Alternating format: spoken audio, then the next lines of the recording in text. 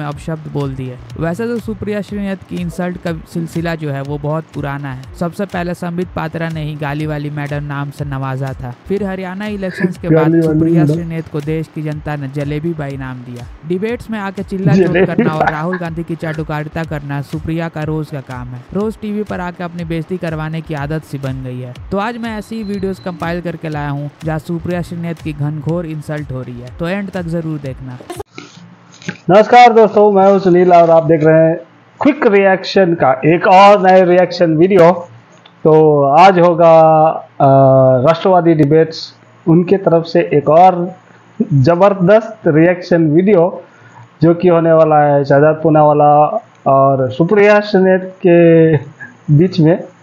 बहुत ही तगड़ा वाला डिबेट हुआ है, चलिए देखते हैं। अगर आप सब लोग को ये वाला वीडियो अच्छा लगता है तो प्लीज़ लाइक शेयर और सब्सक्राइब कीजिए, धन्यवाद। और हमारा चैनल आगे बढ़ाइए, बनाने में बहुत साथ चाहिए आपको, प्लीज साथ दीजिए।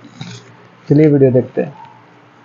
कुछ पता है और सदन में बैठे हुए जितने सारे सांसद हैं वो महामूर्ख हैं। मनमोहन सिंह जी रिलीफ कैंप गए, निकले मैडम पार्लियामेंट में आपने बोला है ना, एक हफ्ते बाद प्रधानमंत्री ने भी तो बात रखी है मणिपुर पे, सदन में बयान दिया। बीच में मत बोलिए, चलिए बीच में मत बोलिए, बीच में मत बोलिए, चलिए बोलिए, आप पूरा कीजिए, आप लंबा बोलिए, मुझसे ज्यादा बोलिए, आपको ये पता होना। ये जाके उत्कृष्टता कहीं और किया करो, थोड़ा संवेदनशील मामलों पर बोलने। सुप्रिया जी, आप मेरी क्लास की टीचर नहीं है ना, शो की एंकर है, वो आप बोलिए, मैं आप दोनों रुकिए ना भाई, इतनी बढ़िया डिबेट चल रही थी, इतनी बढ़िया डिबेट चल रही थी। सुप्रिया जी एक सेकंड फिर से, ये पार्लियामेंट के बाहर एक वादा करते हैं और पार्लियामेंट में आकर हर सेशन को बर्बाद करने की साजिश रचते हैं। इन्होंने महंगाई पे चर्चा मांगी थी, ले आए रफाल, रफाल पर मुंह की खानी पड़ी सुप्रीम कोर्ट में। इन्होंने कोविड पर चर्चा मांगी थी, कोविड पर चर्चा के लिए हमने हाँ बोला तो इन्होंने पेगासस लाया, पेगासस पे सुप्रीम कोर्ट की खानी पड़ी। इन्होंने चर्चा मांगी थी बजट सेशन में अन्य मुद्दों की, आए बीबीसी के साथ, बीबीसी ने खुद स्वीकारा हमने टैक्स फ्रॉड किया है, परंतु बीबीसी करते हुए बजट सेशन को भी पंगु बना दिया। सदन में बैठे हुए साले सांसद जो है वो पूरी तरह से मूर्ख है। एक यही विद्वान आ गए हैं लेकर सदन में जो बैठे हैं। ये भाषा है कि सांसदों को साला कहा जाए, नहीं सांसदों को साला कहा गया। स्लिप ऑफ टंग नहीं है, सारा कह रही थी चाहिए बोल के बोल रही है, इसके शक्ल पे दिख रहा है। कहाँ से चाहिए बोल के बोल रही है?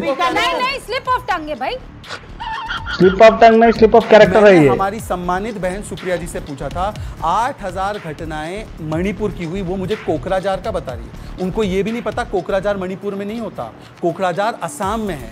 मणिपुर में 120 दिन का बंद चला। इनकी विधायक ने कहा है कि बेटे पर एफआईआर नहीं हो रही मंत्री के, नो जवाब। अब उन्होंने माइक बंद करने की बात की खड़गे जी की। भाई माइक बंद हुआ नहीं हुआ इसके बारे में तो राज्यसभा के चेयर और सेक्रेटेरिएट ने बताया। ये तो उन्होंने राहुल गांधी के समय पर भी आरोप लगाया था, पर ये सुनिए। मेरे पास वो डायरी थी, वो डायरी मेरी छीन ली गई। मेरे साथ इन्होंने सारे के सारे 25-50 लोगों ने एक साथ मेरे ऊपर हमला कर दिया। मेरे गुस्से मारे, धक्का मारा, लात मार के मुझे नीचे पटक दिया। आप क्रोनोलॉजी समझ लीजिए। इन्होंने कहा कि भारत में कोई कट नहीं सकता। ये कश्मीर में क्या हुआ था, कहा गया था ना 5 लाख हिंदुओं से कहा गया छोड़ के चले जाओ और अपनी बेटियां छोड़ के चले जाओ। और मैं पूछना चाहता हूं, जानते हैं इन लोगों के मन में बांग्लादेश वाला एंगल क्यों है? ये बताइए इस चुनाव में आपके मन में है, आपके लोग बांग्लादेश जपते हैं। हमने तो पाकिस्तान के 2 टुकड़े करके विश्व का भूगोल बदल के बांग्लादेश बना दिया था। आपकी ये नियत आ गई। अरे वो थी इंदिरा गांधी, आयरन लेडी। भारत में आप लोग क्या हो? बांग्लादेश के अखबार डेली स्टार में आर्टिकल किसने लिखा? शशि थरूर ने। आर्टिकल का शीर्षक क्या है? Modi has to go. क्यों लिखा बांग्लादेश के अखबार में? अब मैं बताता हूं क्यों लिखा। आपको पता है इस लोकसभा चुनाव में सबसे बड़ी जीत कौन सी लोकसभा में हासिल हुई है? रिकॉर्ड किसका है? धुबरी कॉन्स्टिट्यूएंसी असम में, जहां कांग्रेस के रकीबुल हसन 10,25,000 से जीते हैं। और असम में धुबरी को कहा जाता है मिनी बांग्लादेश। और वहां पर एआईयूडीएफ के चीफ बदरुद्दीन अजमल जो हमेशा जीतते थे, एआईयूडीएफ के बारे में यह धारणा है कि वो बांग्लादेशी घुसपैठियों की समर्थक पार्टी है, वो चुनाव हार गए और कांग्रेस 10,25,000 से जीती, राहुल गांधी के 3 गुने वोट से। इसलिए बांग्लादेश के अखबार में आर्टिकल लिखने वाले लोग आज पूछ रहे हैं बांग्लादेश से क्या मतलब है।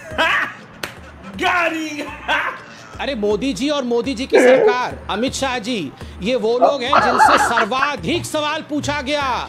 अमित शाह जी को जेल में बंद रखा गया। मोदी जी एकमात्र ऐसे चीफ मिनिस्टर हैं जो 9-9 घंटे जिनको ग्रिल किया गया। लोअर कोर्ट से सुप्रीम कोर्ट तक उन्होंने यूपीए के समय में कानून को फेस किया है।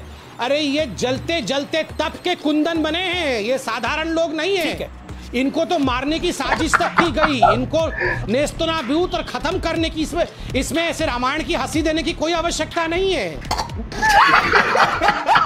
मैं सच बता रहा हूं, इनका हक चलता ना तो ये जेल के अंदर बंद रखते, हिंदुओं को आतंकवादी साबित करते, राम मंदिर बनने नहीं देते, आर्टिकल 370 को एब्रोगेट होने नहीं देते। ये हंस के हंसले, ये पाकिस्तान और चाइना से हाथ मिला दे, ये हिंदुस्तान की जनता, दिमाग आपका फिरा होगा। और आप देखिएगा हिंदुस्तान की जनता इन लोगों का क्या हर्ष करेगी, देखना आप इनको। बिल्कुल ठीक हुआ है, आप जबान संभाल के बात करिए। ये जबान संभालना फालना क्या होता है? आप हिंदुस्तान की लोकतंत्र को बोलेंगे, लोकतंत्र नहीं है, हिंदुस्तान इज अनडेमोक्रेटिक। आप मोदी जी को गद्दाफी बोलेंगे, आप मोदी जी को हिटलर बोल देंगी, आप मोदी जी को बोलेंगे ये तो सद्दाम हुसैन है। और मैं इतना भी नहीं बोल सकता हूं कि आप लोगों की आज मानसिक संतुलन खो गया है।